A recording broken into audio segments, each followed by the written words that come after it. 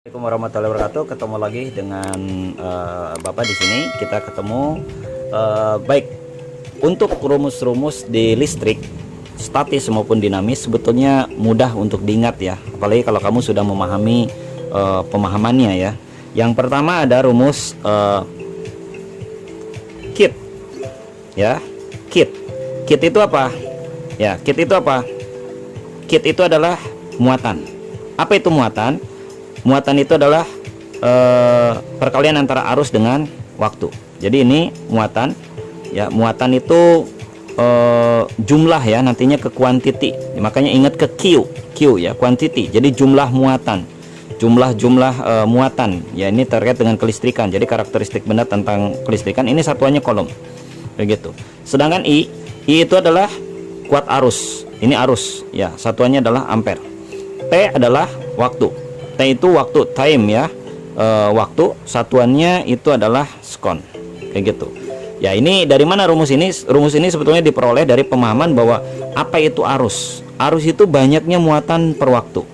Jadi ketika ada apa namanya itu, ada benda yang bermuatan, ya gitu kan, benda yang bermuatan listrik, di sini potensialnya berbeda, misalkannya ini banyak positifnya, ini positifnya sedikit. Ketika ini dihubungkan dengan sebuah penghantar yang dia bisa mengalirkan elektron, maka akan terjadi aliran arus. Elektron akan pindah dari sini ke sini, arus akan pindah dari sini ke sini.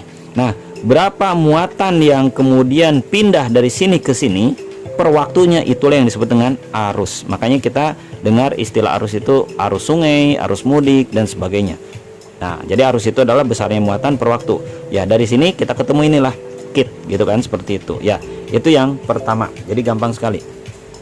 Yang kedua apa namanya itu, terkait dengan apa namanya itu beda potensial. Ini kan arus ini bisa mengalir, kenapa? Karena ada terjadi beda potensial. Di sini potensialnya tinggi, di sini potensialnya rendah ya, persis seperti di sini ember yang airnya besar tinggi, di sini ember yang tingginya segini. Maka ketika dihubungkan dengan selang, dibuka kerannya, maka air yang tinggi ini akan mengalir ke sini. Kenapa? Karena dia terjadi berbeda potensial. Dia ingin mengalir ke sini sampai kondisinya beda potensialnya 0, sampai tidak terjadi lagi beda potensial, begitu kan, seperti itu. Artinya apa? Ketika kita ingin memindahkan satu muatan ke sini, maka di sini butuh energi, gitu kan? Butuh energi. Jadi beda potensial. Apa itu beda potensial? Banyaknya energi yang dipakai untuk memindahkan satu muatan. Jadi berapa sih energi yang dibutuhkan untuk memindahkan satu muatan? Ini yang disebut dengan beda potensial, kayak gitu kan ya. Dari sini kita bisa membuat rumus. Kalau ini W nya dibiarkan sendiri, Q naik ke sini, ini Q nya naik ke sini ya, jadi W sama dengan Q naik ke sini ya, Q nya naik ke atas, jadi seperti ini muncul rumus Wakop. Jadi ada kit, ada Wakop. Kit kita masukin ke sini. Kalau kita masukin Q-nya diganti dengan kit dengan it, maka W sama dengan I T kali V.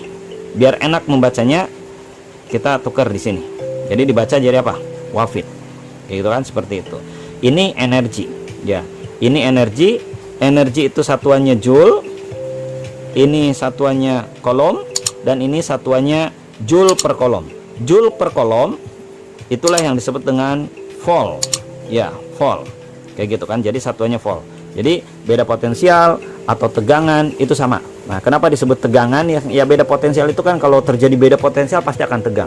Seperti orang yang bermusuhan satu sama lain kan akan muncul tegangan karena terjadi perbedaan, misalkan ya, perbedaan yang sangat signifikan gitu kan, seperti itu.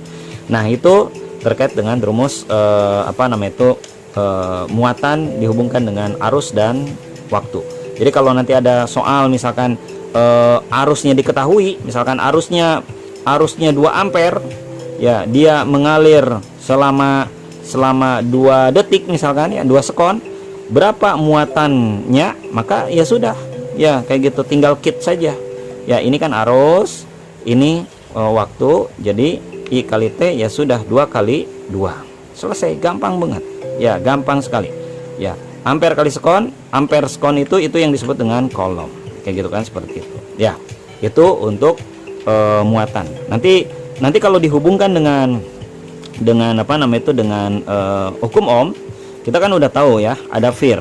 Nah, ada fir, maka fi ini bisa diganti menjadi fi ganti sama ini jadi IRIT. Jadi wirid.